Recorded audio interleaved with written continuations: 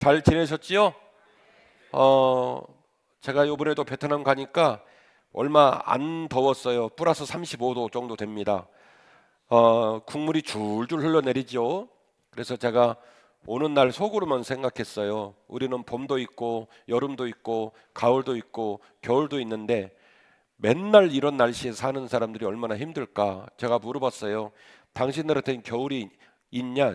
이때 겨울이 왜 없냐요? 그때 가죽 잠바를 입는데요. 겨울이 플러스 27도래요. 27도 되면 가죽 잠바를 입는데요. 그래서 그렇구나. 근데 우리는 하나님께서 봄, 여름, 가을, 겨울을 주셨어요.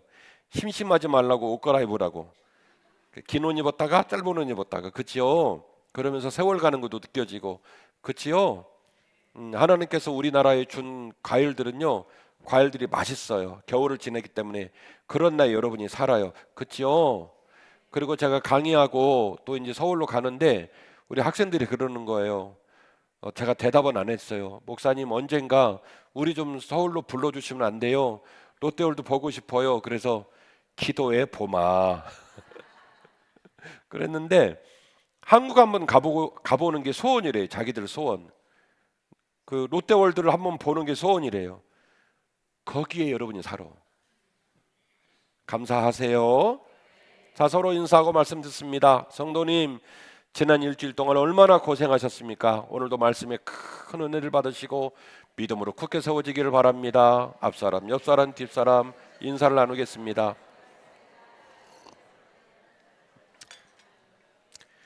지금은 AD 2026년이고요. AD 64년에 로마에서 이런 일이 있었어요.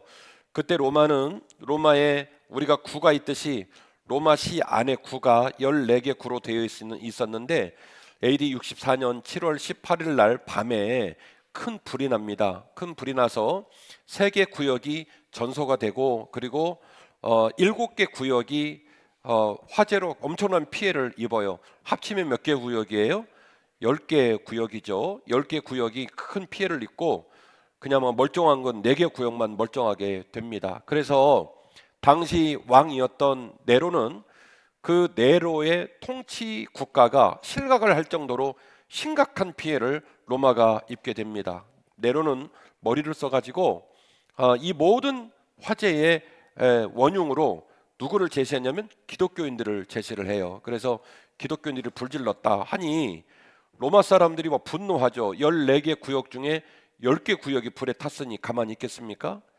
그 시기를 통해서 그 이전에도 핍박을 당하느라 스데반 집사님이 사도행전 7장에서 순교를 당하고 그랬는데 그 시점을 중심으로 집단적으로 핍박을 당하고 순교를 하기 시작합니다. AD 약 67년경에 베드로, 바울 그리고 200여 명의 성도들이 핍박을 당하여 목숨을 잃게 됩니다. 타키투스의 전기에 따르면 짐승의 가죽을 입혀놓고 들개들에게 산채로 찢겨 죽이게 하고 사자가 뜯어먹고 십자가에 달려 죽이고 그렇게 해서 죽은 사람이 약 200여 명의 성도들이 1차로 집단 순교를 당하게 되는데 그 시기가 AD 67년경입니다. 참 비극적이고 가슴 아픈 일이지요. 자, 오늘 우리가 읽으신 본문이 베드로 후서를 읽으셨는데 베드로후서 1장을 읽으셨는데 베드로후서 1장 14절 말씀에 이런 내용이 나옵니다. 나의 장막을 벗어날 것이 이미 임박한 줄 내가 아노라 이렇게 기록을 했어요. 베드로후서 본문을 읽으셨는데 베드로후서 1장 14절 말씀에 이런 내용이 나와요. 나의 장막을 벗어날 것이 이미 임박한 줄 내가 안다 이렇게 얘기를 해요. 그러니까 방금 제가 말씀드린 역사적인 배경을 빼고 읽으면 베드로후서 1장 14절 말씀만 갖고 생각을 해보면 베드로가 한 7, 80 살고 한 90 살고 호상으로 살 만큼 살고 그리고 인생을 자조적으로 돌아보면서 유언을 썼나 싶을 정도로 잠잠하게 아주 평범하게 평이하게 1장 14절에 내가 나의 장막을 벗을 날이 다 되었다는 것을 이미 그 시간이 왔다는 걸 내가 이미 알고 있다라고 씁니다. 그러니까 베드로후서의 문서는 이 설교문은 이 편지는 베드로 입장에서는 뭐예요? 유언장과 같은 거예요. 내가 이제 죽을 날이 다 됐다는 것을 느끼고 있다. 그래서 내가 당신들에게 줄 수 있는 마지막 설교, 내가 당신들에게 줄 수 있는 내 마지막 편지를 남기고 나는 주님 품으로 간다. 그런데 앞서 제가 로마의 대화자 사건과 그 로마의 대화재 사건으로 촉발되어서 나타난 200여 명의 제1차 순교자들 명단에 가장 중요한 사람 두 분이 들어있다고 그랬습니다. 사도 바울 그리고 베드로 말이죠. 베드로는 십자가에 달려 죽었는데 그냥 달린 것도 아니고 거꾸로 매달려 죽었어요. 그렇게 비참한 죽음이 베드로 앞에 순교로 와닿았는데 그 와닿은 순교를 준비하면서 본인이 그렇게 끔찍하게 죽을 걸 알고 그날이 내게 속히 임했다는 걸 알고 나서 베드로가 마지막 남긴 성경이 베드로 후서입니다. 그러니까 중요하겠어요? 중요하겠어요? 매우 중요하죠. 이 유언의 말씀, 내가 이제 당신들에게 단 한 번도 설교를 할 수 없고 어떤 글도 남길 수 없는 이 와중에 마지막으로 이 편지를 남기고 마지막으로 이 설교를 남기니 이 말씀을 붙드십시오 라고 한 이 말씀을 우리 모두가 붙들기를 주의 이름으로 축원합니다. 베드로는 신앙에 달려갈 길을 다 마쳤어요. 바울도 내가 나의 달려갈 길을 다 달려가고 나의 믿음을 끝까지 지켰으니 이제 이후로는 나를 위해 준비하신 영화로운 주님이 주신 영광의 면류관 말고는 남은 게 없다 라고 말을 하면서 표대를 향해 끝까지 나는 달려가겠다고 말을 했듯이 베드로도 믿음의 길을 완주하고 믿음의 길을 끝까지 완주하고 이 말씀을 남긴 거예요. 그러면 이 말씀을 왜 남겼겠습니까? 내가 심지어 십자가를 앞두고도 내 믿음의 길을 완주했으니 이 글을 읽는 당신들도 나처럼 뭐 하십시오? 믿음의 길을 완주하십시오. 이런 의도를 가지고 쓴 성경이에요. 그래서 오늘 설교 제목이 신앙의 길을 완주하기 위한 두 가지 조건입니다. 그러니까 오늘 몇 가지 설교 들으시겠어요? 두 가지 듣겠죠. 이 두 가지를 베드로가 말하고 있는데 이 두 가지의 눈뜨는 역사가 우리 모두에게 있기를 원합니다. 첫 번째 조건입니다. 영혼을 보는 눈을 잃어서는 안 될 줄로 믿습니다. 할렐루야. 영혼을 보는 눈을 잃어서는 안 될 줄로 믿습니다. 베드로후서 1장, 2장, 3장, 4장을 읽으시면 가장 중요하게 대두가 되는 화두가 있습니다. 이 화두가 뭐냐면 종말에 관한 문제예요. 베드로를 비롯한 사도들은요 항상 종말이 임박했다는 생각을 품고 설교를 하고 다녔어요. 왜냐하면 사도행전 1장 8절 말씀을 보니까 오직 성령이 너에게 임하시면 이 말씀을 하시고 난 후에 9절에서 11절 본문을 보면 예수님이 하늘을 향해 승천을 하시거든요. 그러니까 목이 떨어져라고 제자들이 황망하게 쳐다보니까 천사가 말하기를 너무 그렇게 쳐다보지 마라. 너희들이 본 그 모습 그대로 그분이 다시 오실 것이다. 이 말씀을 주시거든요. 그래서 그 다시 오실 주님이 금방이라도 오실 거란 마음을 품고 설교하고 교회를 세우고 목회를 했어요. 그런데 그렇게 10년이 지나고 그렇게 20년이 지나고 그렇게 30년이 지나니까 사람들이 웅성웅성거리기 시작했어요. 종말이 있냐? 재림이 있냐? 재림이 오느냐? 이렇게 얘기를 하면서 사도들에게 대들고 교회들이 자꾸 어려움을 당하는 일이 벌어진 거죠. 그 일은 오늘 본문에 나와 있는 베드로의 입장뿐만이 아니라 사도 바울의 서신서에도 많이 나오는 초대교회에 나타나고 있던 중요한 난제 중에 하나였습니다. 심지어 베드로 후서 3장 4절 말씀 보니까 주께서 강림하신다는 약속이 과연 어디에 있느냐라고 공개적으로 대들면서 베드로의 목회권을 흔들거리는 이런 어려움을 당하게 되죠. 베드로는 이런 상황에 정말로 안타까운 목소리로 안타까운 의지를 담아서 얘기합니다. 주님의 종말은 속히 임하시는, 그래서 임박한 종말을 생각하고 믿음으로 살아야 된다, 이 이야기를 하는 거죠. 참 재밌는 표현이 있는데요, 1장 9절 말씀 보니까 이런 것이 없는 자는 맹인이라 멀리 보지 못한다, 이렇게 기록을 해놨어요. 자, 오늘 설교는 잘 따라오셔야 될 일이 지금 본문의 말씀이 순서대로 배치되어 있는데 설교는 순서대로 하지 않고 앞으로 갔다 뒤로 갔다 앞으로 갔다 뒤로 갔다 그러니까 졸지 말고 정신을 바짝 차리고 따라오셔야 돼요. 아셨죠? 자, 9절 말씀 보니까 이런 것이 없는 사람은 맹인이라 멀리 못 본다, 이렇게 얘기를 했어요. 그러면 여기서 말하는 맹인, 시각장애인은 제한적인 시각장애인이겠네요. 가까운 건 보고 먼 건 못 본다는 거예요. 그러니까 제한적 시각장애인인데 가까운 건 보고 먼 거는 못 봐요. 저하고 여러분은 가까운 걸 못 봐요. 그래서 누진 다초점을 끼고 있는 거예요.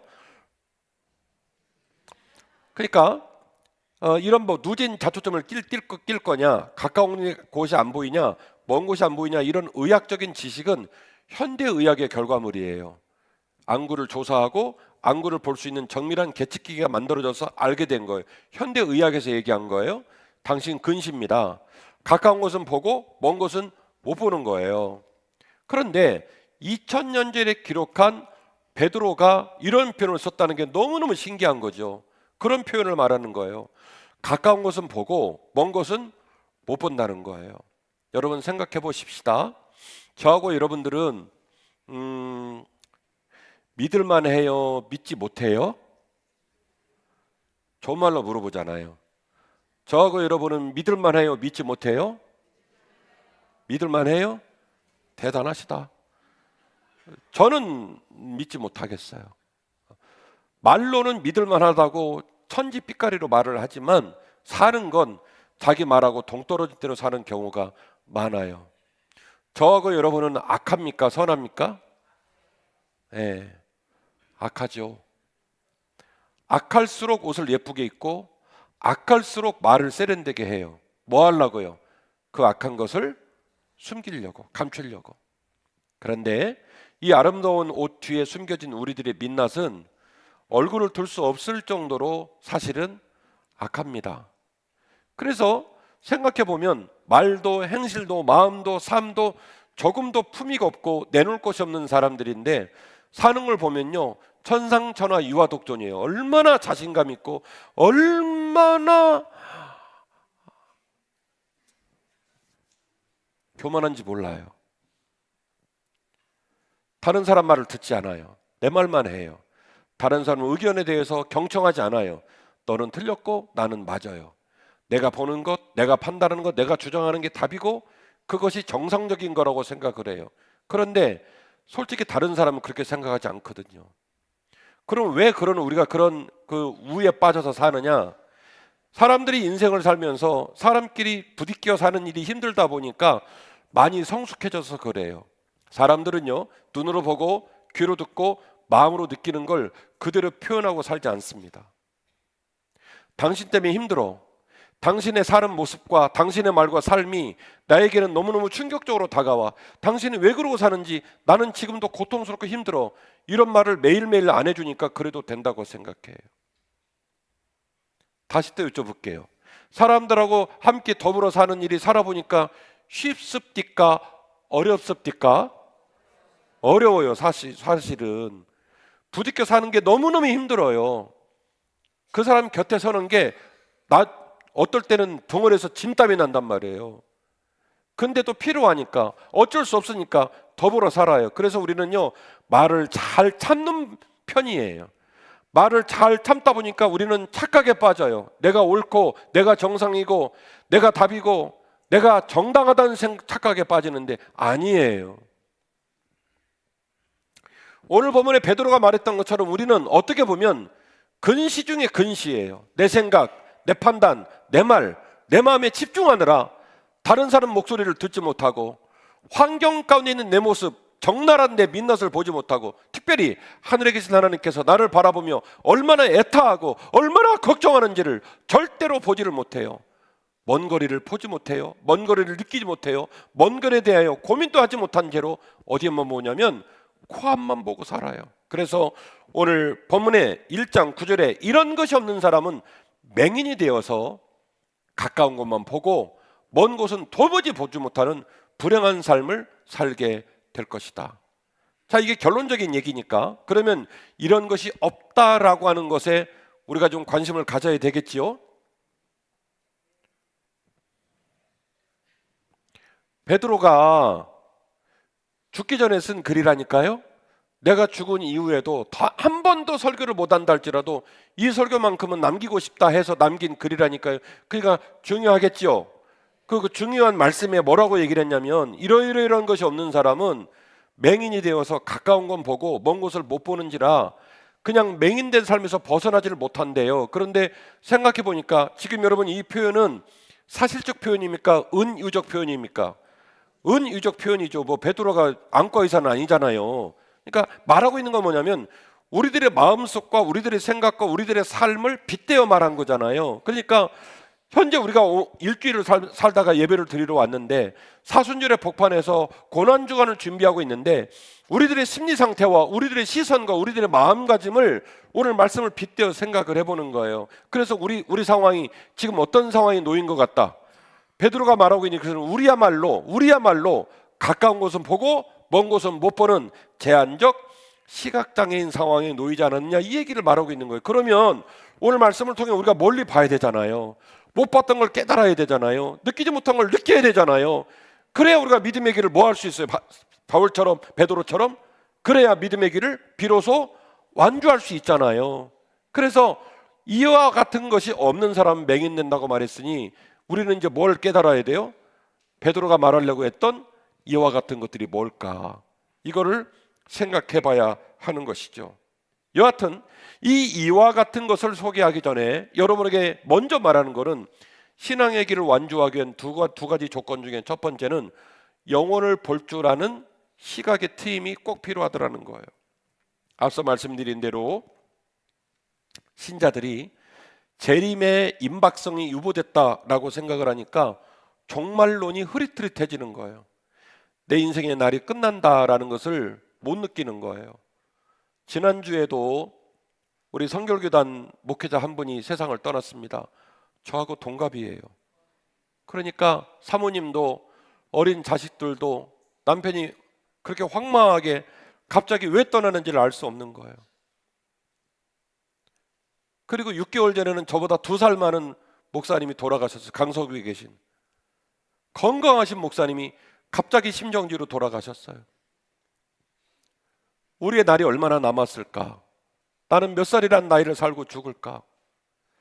언젠가 내가 세상을 떠날 날이 오게 되면 주님이 나를 만나서 김 목사야, 내가 너에게 목회를 맡겼는데 네 삶이 참 향기나고 예쁘더라. 내가 너 볼 때마다 기뻤다. 그러실까? 너 이놈아, 그 짧은 인생 너한테 선물로 조건을 꼭 그렇게 살아야만 했냐? 꼭 그렇게 말하고 꼭 그렇게 살아야 직성이 풀리더냐?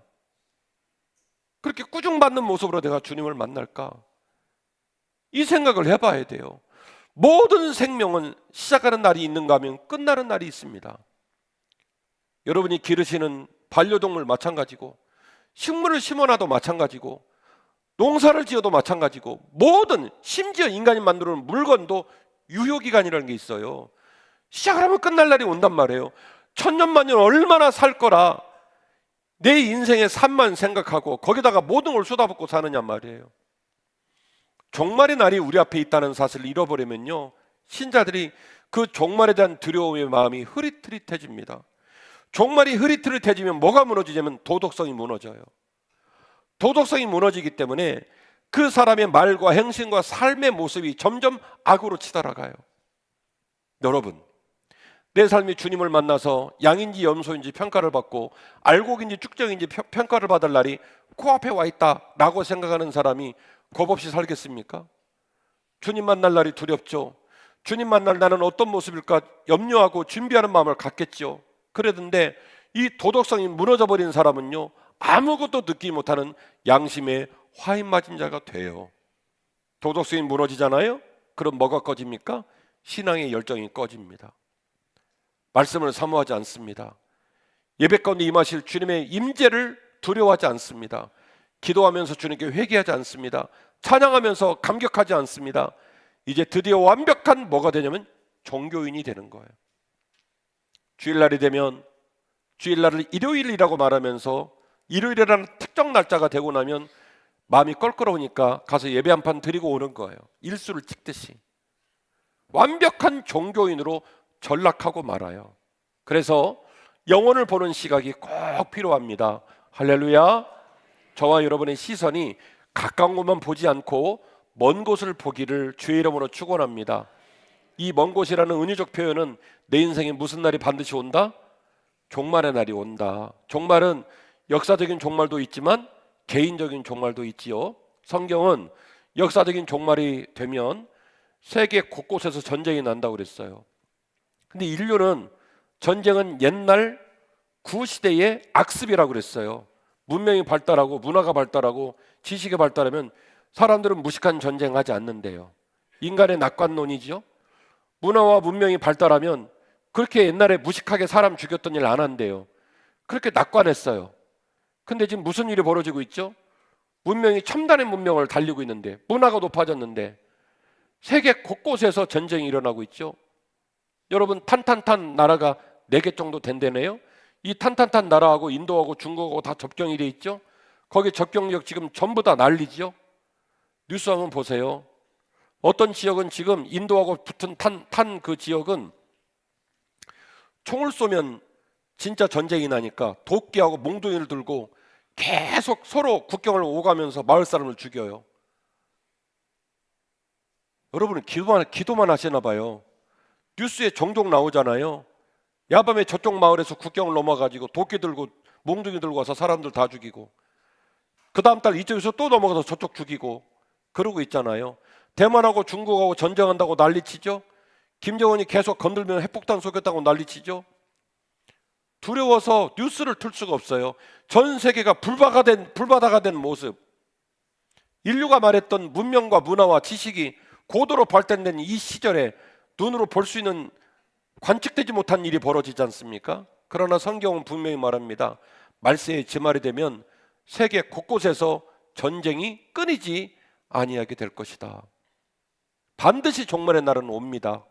역사적인 종말의 날도 오고요, 개인적인 종말의 날도 옵니다. 그러니 우리는 먼 시선을 떠서 내 삶의 마지막 날을 생각하고 내 마음, 내 뜻, 내 언어, 내 삶의 족적이 주님 앞에 부름받은 자의 모습으로 온전히 준비되었는지 스스로 곰곰이 돌아보는 성숙한 믿음의 사람들 되시기를 주의 이름으로 축원합니다.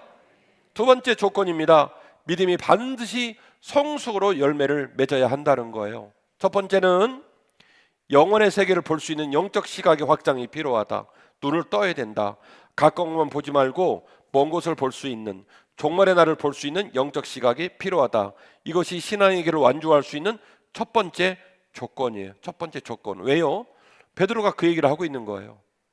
이 문제를 해결하지 않으면 신앙의 길을 완주할 수 있다 없다? 없다, 이야기를 한 거예요. 두 번째 조건입니다. 믿음이 반드시 성숙으로 열매를 맺어야 한다라고 하는 것입니다. 베드로서 1장 3절입니다. 그의 신기한 능력으로 생명과 경건에 속한 모든 것을 우리에게 주셨다. 베드로가 지금 제가 여러분을 되게 막 심리적으로 이렇게 압박을 하네요. 궁금해 죽겠는데 끝까지 얘기를 안 하죠. 그게 뭘까? 이게 없으니까 맹인됐다라고 말하는데 그 뭔지를 끝까지 말을 안 해주고 지금 앞뒤 다른 얘기하고 있죠. 궁금하시라고 한 거니까 집중하세요. 자, 이 모든 것들을 해야 된다고 베드로가 말을 했어요. 뒤쪽에는 그걸 못했기 때문에 맹인됐다고 말을 했고, 이제 드디어 그 앞으로 왔습니다. 그게 뭔지를 말을 하지 않은 채로 앞으로 왔는데, 앞에서는 또 뭐라고 말하냐면 내가 지금 말하려고 하는 것, 뒤에서는 내가 말한 것이 없으니까 맹인됐다는 얘기고, 지금 앞으로 왔어요.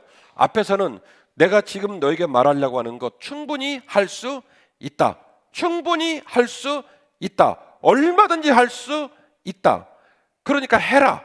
그 얘기를 하느라 3절에서 뭐라고 말하냐면 그의 신기한 능력으로 생명과 경건에 속한 모든 것을 우리에게 주었다. 주실 것이다. 주고 있다가 아니라 뭐라고요? 우리에게 이미 완료형 시대예요. 이미 어떻게 했다? 이미 주었다. 이미 주셨다. 그의 신기한 능력으로 두 가지를 줬대요. 하나는 생명, 하나님 아버지의 생명을 주시고, 두 번째는 경건에 속한 모든 것을 우리에게 주셨다. 경건에 속한 모든 걸 해낼 수 있는 힘을, 그걸 수행할 수 있는 힘과 능력을 우리에게 어떻게 했다고요? 주시고 있다. 주실 것이다가 아니라 이미 주셨다. 주님이 우리에게 그의 신기한 능력으로 생명을 주셨고, 그의 신기한 능력으로 경건에 속한 모든 걸 주셨다. 그러니 너희들이 이것을 할 수 있다. 3절은 그의 신기한 능력으로 생명을 주셨다. 경건에 속한 모든 것을 주셨다. 주시고 있다. 주실 것이 아니라 주셨다. 3절은 뒤에 11절 이후의 내용은 그런데도 불구하고 그거를 못해가지고 너희들이 뭐가 되고 말았다? 맹인이 되고 말았다라고 말했으니 드디어 이제 가운데 있는 그 중요한 그 무엇인가를 말씀을 드리려고 합니다. 5절에서 7절까지의 본문이 되겠습니다. 믿음의 덕을, 덕의 지식을, 지식의 절제를, 절제의 인내를, 인내의 경건을, 경건의 형제 우애를, 형제의 우애의 사랑을 더하라. 총 몇 개의 단어냐면 8개의 단어가 연결되어 있는데, 이 8개의 단어는 계단처럼 앞에 계단과 뒤에 계단이 이 위상을 중심으로 배열이 되어 있습니다. 맨 아래에서 맨 높은 곳까지 올라갑니다. 위상이 바뀌어요. 그리고 요 계단은 하나씩 밟아야 올라가지 점프해서는 올라갈 수가 없어요. 이게 몇 개 계단이냐면 총 8개짜리 계단입니다. 이거를 이렇게 배치하는 것을 헬라의 수사 구조로 소리테스 구조라고 얘기를 해요. 소리테스가 뭐냐면 연쇄 논증 기법인데, 중요한 마지막 결론을 내기 위해서 이 중요한 마지막 결론을 지지하는 아주 기단부에 있는 중요한 것들을 쭉 연결을 시켜서 그 연결시킨 것들을 하나씩 소개하고, 이게 누적이 되고 복리처럼 1, 4, 8, 16 이렇게 복리로 늘어나듯이 앞에 나오는 개념들을 하나를 가로치고 버리고 가는 게 아니라 그걸 안에 집어넣고 그 위에 쌓고 그 위에 쌓고 그 위에 쌓고 이렇게 누적시켜 나가는 수사 구조를 소리테스 구조라고 얘기를 하는데, 전형적인 소리테스 구조로 8개의 단어를 배치를 해놨어요. 그러니까 사실은 첫 번째 스타팅 포인트에 있는 믿음이라는 단어와 맨 끝에 있는 8단계에 있는 사랑이라는 단어는 위상이 많이 차이가 나는 겁니다. 자, 믿음의 길을 걸어가시면서 우리의 신앙이 믿음에서 출발한다. 이거는 신학적인 논지로 가르치지 않아도 우리가 다 느끼는 거예요. 아멘이시죠? 로마서 1장 17절 말씀 보니까 오직 의인은 믿음으로 말미암아 살리라 말씀하셨던 것처럼 신앙의 길은 믿음으로 시작을 해요. 그런데 신앙의 길은 믿음의 길로 시작하는 건 할 수 있어요. 그런데 완주는, 완성시키는 건 믿음만 가지고 완성시키기가 쉽지가 않습니다. 그래서 주님을 찾아온 니고데모가 선생님, 내가 어떻게 해야 영생을 얻겠나이까 물어보잖아요. 주님이 말하잖아요. 하나님 주신 말씀에는 뭐라고 써있디? 그랬더니 네 목숨과 힘과 정성을 다하여 주 너의 하나님을 사랑하라. 그리고 이와 같이 내 이웃을 내 몸처럼 사랑하라 입니다. 그 주님 뭐라고 그래요? 알기는 잘하네. 그대로 해. 그런 거예요. 그러니까 하나님의 부름받은 백성의 신앙의 길의 맨 마지막은 뭐냐면 하나님을 사랑하다가 끝나는 거고 이웃 사랑하다가 끝나는 거예요. 사랑은요, 가장 아름답고 가장 위대해요. 부부가 여러분 40년 막 70년 어떻게 완주합니까? 사랑하기 때문에 그래요. 우리 원로 목사님 사모님 돌아가시고 당분간 얼마나 힘들어 하셨나 몰라요. 연세가 시간이 다 돼서 고령이시면 하나님 품으로 가겠죠. 자연의 섭리죠. 근데 왜 그렇게 그리워합니까? 왜 그러시는 거예요? 사랑하니까 그런 거예요. 저하고 여러분하고 목사와 성도로 만났지만 사실은 저하고 여러분은 남과 남입니다. 생각이 다르고 뜻이 다르고 삶의 자리가 달라요. 서로 존중해주고 서로 사랑해줘도 사실은 관계를 유지하기가 쉬운 사이는 아니에요. 그렇게 15년을 살았고, 그렇게 원로 목사님은 당신이 70 다 될 때까지 목회의 길을 걸어갔어요. 많은 목회자들은 은퇴할 쯤에 이런 말을 한답니다. 우리가 죽어 시신이 되고 나서 누군가가 우리 배를 갈라보면 창자가 다 싸고 있을 것이다. 이 말을 10명 중에 9명이 말을 해요. 목회하는 것, 사람 꼴 보는 것 쉽지 않아요. 그래도 끝까지 입 다물고 그 길을 걸어가는 길은 하나밖에 없습니다. 뭐예요? 사랑이에요. 성도와 성도가 서로 관계를 맺고 부모와 자녀가 관계를 맺고 우리에게 주어진 삶의 자리를 끝까지 지키고 가는 길은 국가법이나 혹은 우리가 알고 있는 도덕성, 우리가 알고 있는 일종의 삶의 모든 규범들이 우리를 압박해서 저절로 이루어지는 일이 아니라 그 위대한 사랑이라는 단어 앞에 헌신하지 않으면 그 길을 완주할 수가 없는 길입니다. 죄송하지만. 믿음의 시작은, 신앙의 길의 시작은 믿음으로 시작을 하지만 그 신앙의 길의 완성, 그 신앙의 길이 드디어 그 험난한 길을 걸어내고 내가 주와 함께 믿음의 길을 완주했습니다라고 말하는 그 마지막 지점에 신자의 가슴 속에 있는 단어 하나를 딱 꺼내보면 무슨 단어가 나오냐면 사랑이라는 단어가 나와야 한다는 거예요. 그게 바로 죽음을 목전에 둔 사도 베드로의 마지막 권면입니다. 그래서 이 소리테스 기법으로 8개를 배치를 했고, 이 8개 배치 중에 우리가 주목해 봐야 될 단어가 하나 있는데 더하라라는 단어예요. 더하라라는 단어인데, 이 더하라는 단어는 에피코레게 사태, 에피코레게 사태라고 읽어요. 더하다라는 말인데, 이 더하다는 말이 이 복리 형식으로 그냥 부족함이 없이 풍족하게 더하는 걸 얘기를 해요.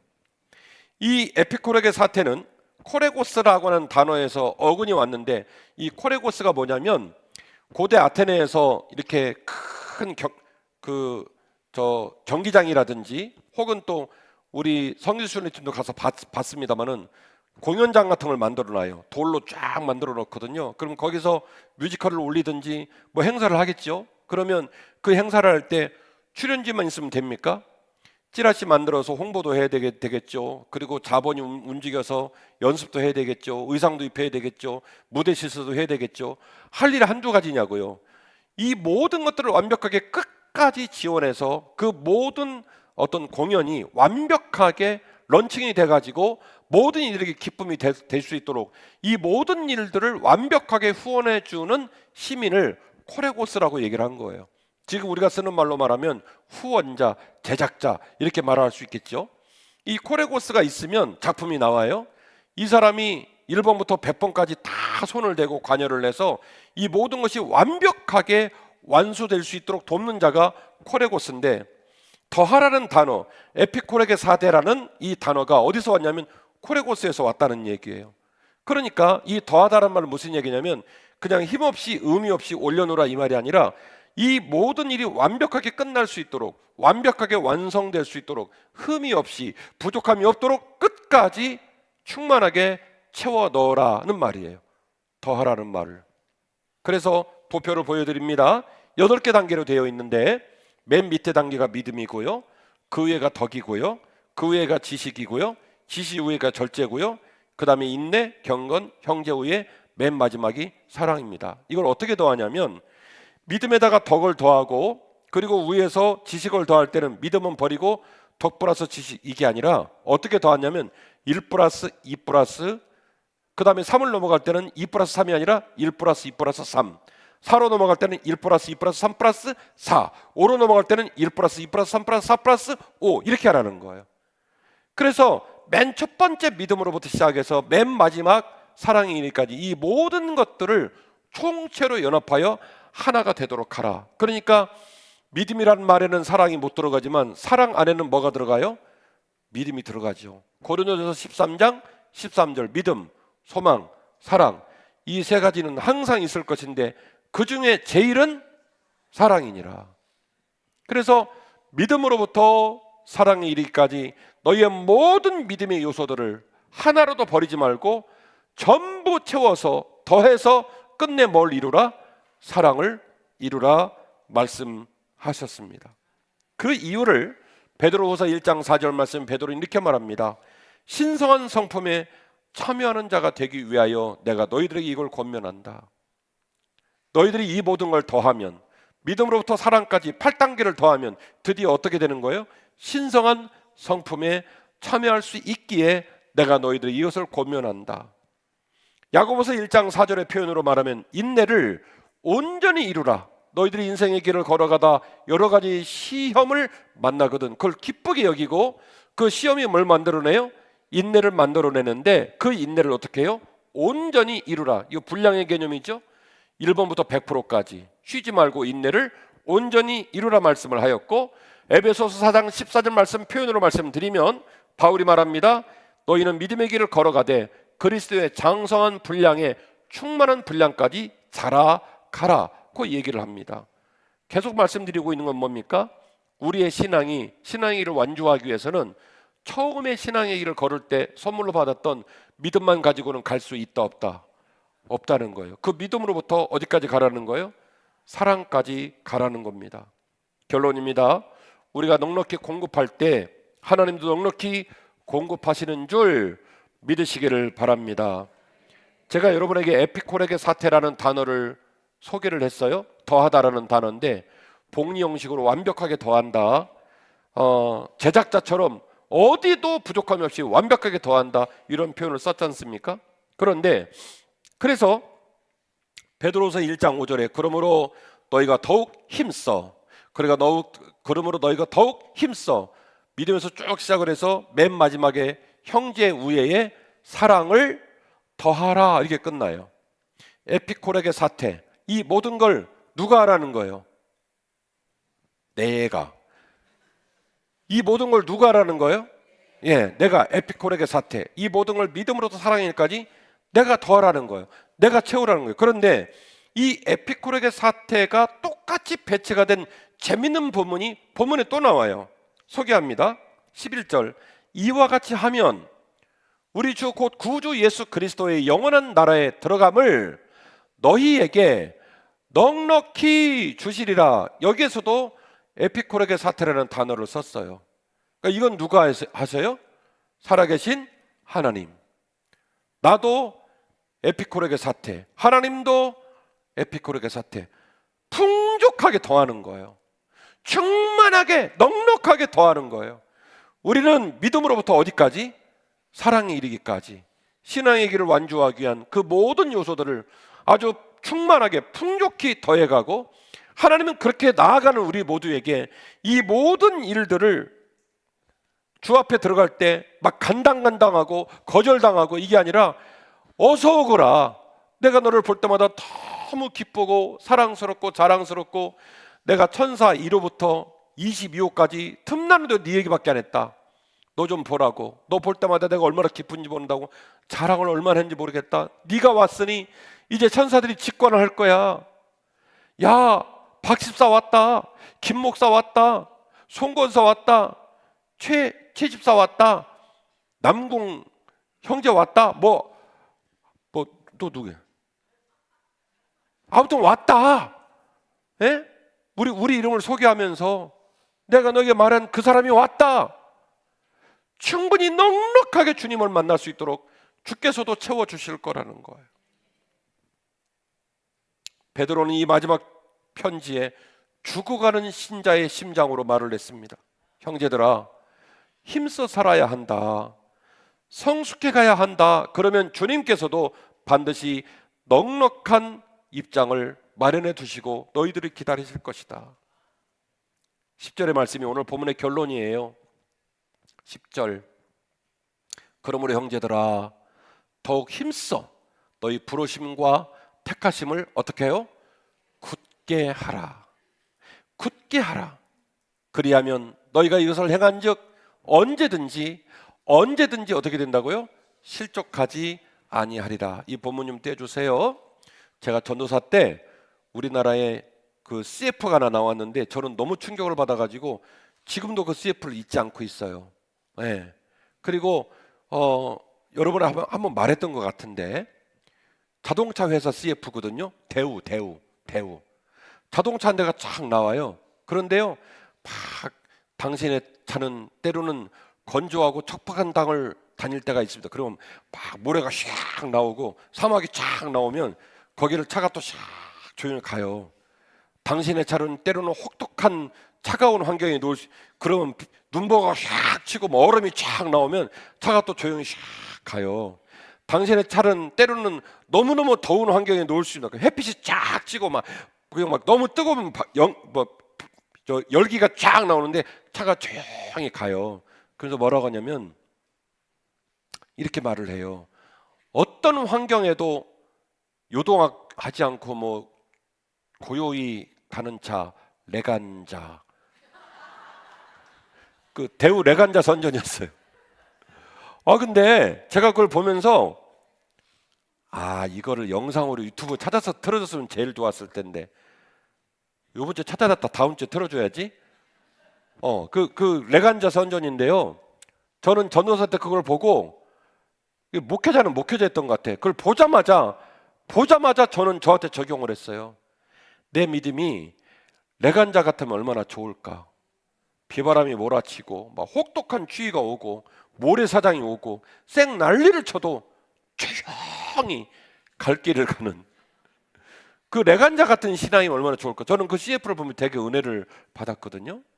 그러니까 오늘 10절 말씀이 이런 거예요. 너희가 더욱 힘써 너희 부르심과 너희 택하심, 하나님이 너를 택했다는 사실을, 네가 믿음으로 섰다는 그 사실을 잊지 않고 믿음으로부터 사랑이 이르기까지 이 모든 것들을 굳게 하게 되면, 이 모든 걸 너희가 행하면 주께서 너희로 하여금 언제든지 무슨 일을 만나든지 실족하지 않도록 너를 지키실 것이다. 이게 바로 신앙의 길을 완주하는 두 번째 조건이에요. 저와 여러분이 항상 어둠과 시련 앞에 꺾이고 무너지고 퇴행하고 항상 주를 따르는 일이 간당간당거리는 부족해 보이는 신앙이 아니라 넘치고 여유 있고 나뿐만이 아니라 다른 이들을 격려하고 세울 수 있는 그런 귀한 신앙으로 마음껏 쓰임 받으시기를 주의 이름으로 축원합니다. 제가 전국으로 부흥회를 많이 다니면서 항상 제 안에 있는 고민이 있어요. 그곳에 온 강사 성도들은 저는 모르죠. 부흥회 기간만 그 성도들을 보니까 서울에서 왔다는 부흥 강사가 보고 싶어서 나왔나는 모르겠지만 제 눈에 보여진 그들의 모습이 너무 믿음이 좋은 거예요. 그리고 목사님이 자랑스럽게 얘기하는 그분들의 삶도 또 그렇다고 얘기를 하세요. 부흥회를 마치고 돌아올 때마다 다른 교회 가서 부흥 강사랍시고 부흥회를 하고 다니지만 내가 목회하는 교회, 내 사랑하는 성도들, 내가 사랑하고 섬길 장로님, 권사님, 우리 집사님들이 이렇게 내가 만나고 다니는 성도들처럼 그들보다 훨씬 좋은 믿음일까? 이 생각을 항상 해봐요. 집안에 쪽박이 새고 집안이 행복하지 않고 집안이 생동감이 없고 집안에 부흥이 없는 사람이 무슨 문 밖을 넘어서 다른 데를 섬깁니까? 택도 없는 소리죠. 몸부림치며 믿음의 길을 걸어가는 제 목회와 제 말씀과 제 사랑하는 성도들의 삶이 전국에 있는 모든 성도들이 흠모하고 한 번쯤 잠실에 있는 한빛교회 가보고 싶다 말할 정도로 그렇게 빛나고 아름다운 신앙일까? 항상 그런 생각을 많이 해봐요. 안타까운 마음으로 여러분에게 말씀을 드립니다. 부족한 종 애타는 마음으로 항상 말씀을 증거하지만 이 말씀이 여러분의 마음에 잘 박힌 못이 되어지고 뿌리를 잘 내리셔서 주님이 기뻐하시는 만한 믿음을 완성시키고 내 믿음이 주님 만나는 마지막 순간까지 고결하고 아름다운 믿음일 뿐만이 아니라 다른 이들에게도 나눠줄 수 있는 넉넉한 믿음의 지평이 되시기를 주의 이름으로 축원합니다.